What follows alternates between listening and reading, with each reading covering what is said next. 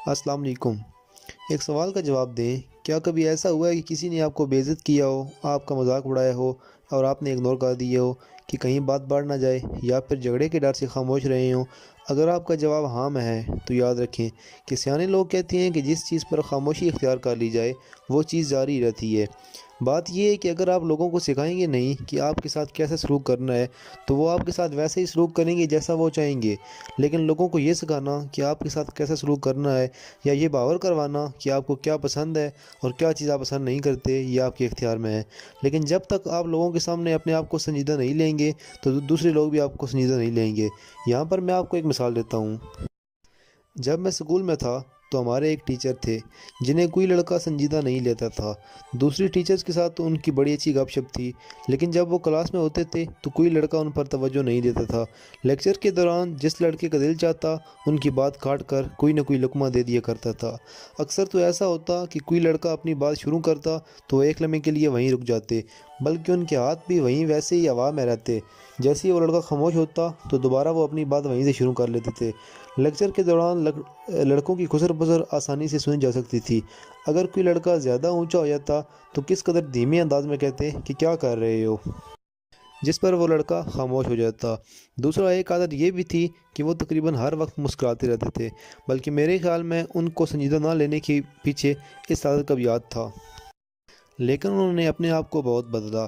جب ہم گرمیوں کی چھٹیوں کے بعد دوبارہ اسکول گئے تو پہلے دن جو ہوا بہت حیرت ہوئی۔ ہمارے ٹیچر آئے اور ہمیشہ کی طرح کتاب لا کر میز پر رکھی اور ورک الٹنے لگے جیسا وہ ہمیشہ کرتے تھے، وہ ٹاپک نکالنے کے لیے جس پر انہوں نے ہمیں لیکچر دینا تھا۔ لیکن اچانک ہی ایک لڑکے پر غصہ ہونے لگے، اور غصہ بھی تھوڑا بہت نہیں، خوب ہی تپ گئے۔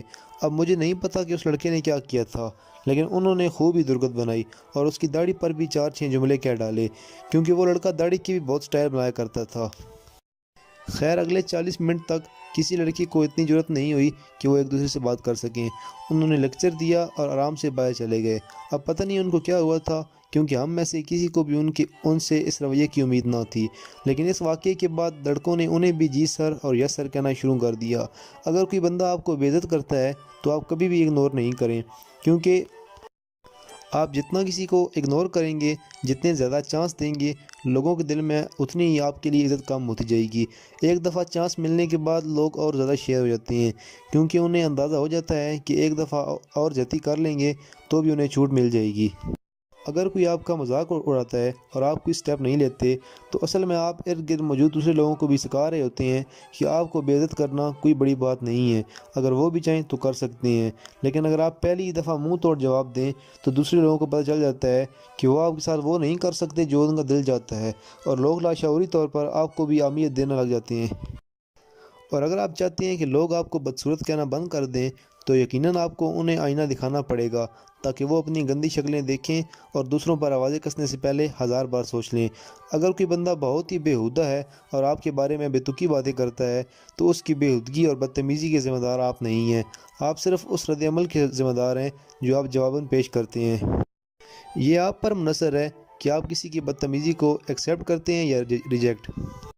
دراصل جن لوگوں کی بے عزتی بار بار ہوتی ہے یہ وہی لوگ ہوتے ہیں جو دو ٹوک رویہ اختیار نہیں کرتے۔ اگر کوئی ان کی بے عزتی کر جائے تو بجائے ٹو دی پوائنٹ اور کھری کھری سنانے کے اپنی دفاع میں لگ جاتے ہیں، لوگوں کو یہ بتانے لگ جاتے ہیں کہ وہ کتنے اچھے ہیں، لیکن لوگوں کو اس بات میں کوئی دلچسپی نہیں ہوتی کہ آپ کتنے اچھے ہیں۔